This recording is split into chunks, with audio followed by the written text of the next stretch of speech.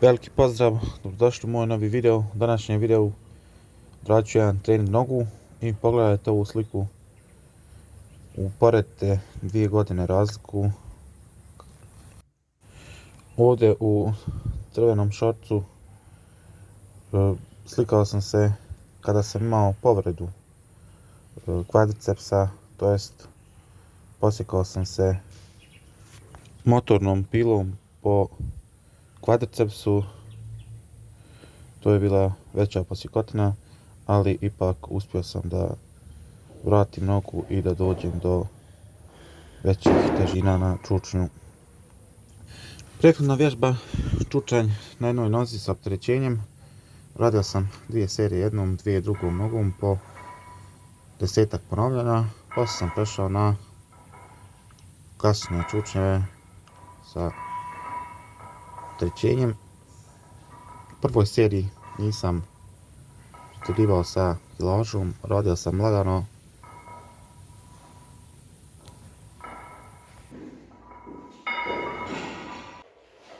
Već u drugoj seriji dodao sam 20 kg i radim 10 ponavljanja.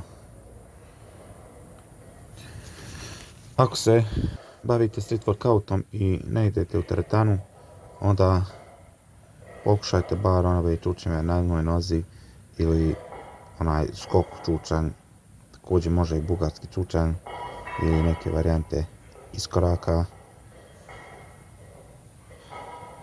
Probajte bar napraviti neku bučicu ili kupiti oko 10 kg čisto malo da opteretite kako bi pospješili tu hipertrofiju. Ovdje radim 3 serije ekstenzije za kvadriceps. Jako dobra vježba da upotpuni taj trening za noge, najviše za kvadriceps. Služi kako bi imali jači šut u fudbalu, a i za oblikovanje tih mišića. Ovdje ima oko 40 kg. Lagano, 4 serije po 15 ponavljanja. Odradio sam par ovako koraka kraćih hoda kako bi aktivirao i gluteus maximus, mada sam kod čučnjeva pogodio i gluteus.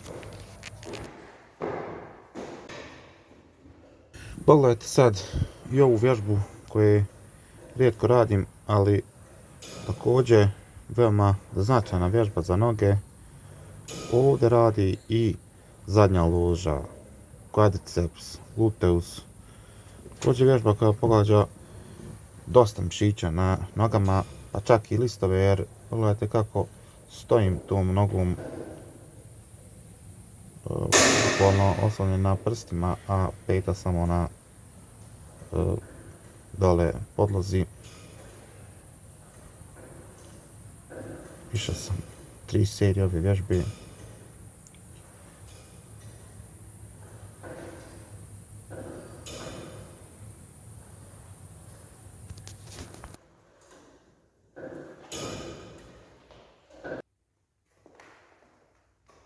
Ovdje radim 3 serije izolacione vježbe za zadnju ložu na spravi.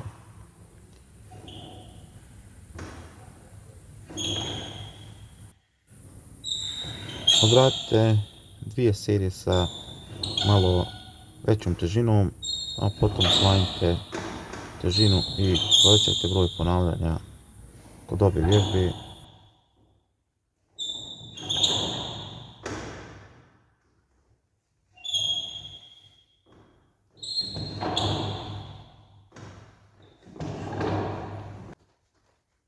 I ovo je također jedna od vježbi za zadnju ložu. Možete izvoditi sa obje noge i bez opterećenja ili ovako sa nekom vučicom. Ja sam ovdje malo ubrzao snimak, ali probajte zadržati malo na vrhu i zategnuti gluteus i zadnju ložu. Na kraju prelazim na listove. Mijenjajte položaj stopala kada radite listove kako bi adekvatno pogodili mišiće lista. Ovdje malo 50 kg radim na jednoj nozi i lagano, bez puno cimanja, da osjetite taj bol u mišiću.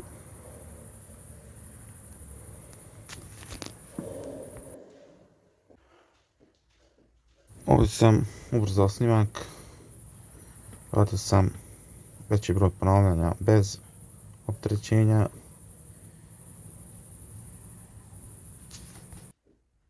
Ako imate genetski listove slabije, onda morate raditi bar 2 do 3 puta sedmično uz razne varijante.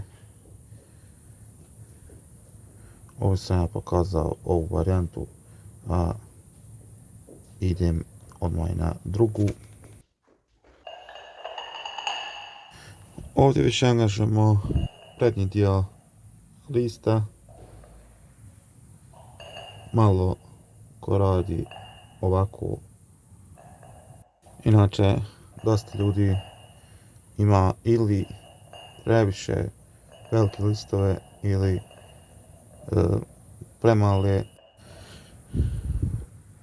Kod treninga košarkaškog ili svakog treninga gdje više skačemo, dobijamo na masi listova i jačanju na takav način.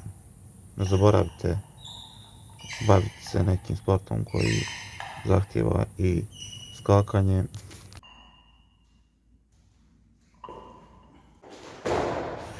Ovdje malo preskačem vijače kraju treninga kada su noge poprilično izmorene. Nije to baš tako lako kao na početku treninga. Ipak ovo ne radim često. I za kraj malo poziranja.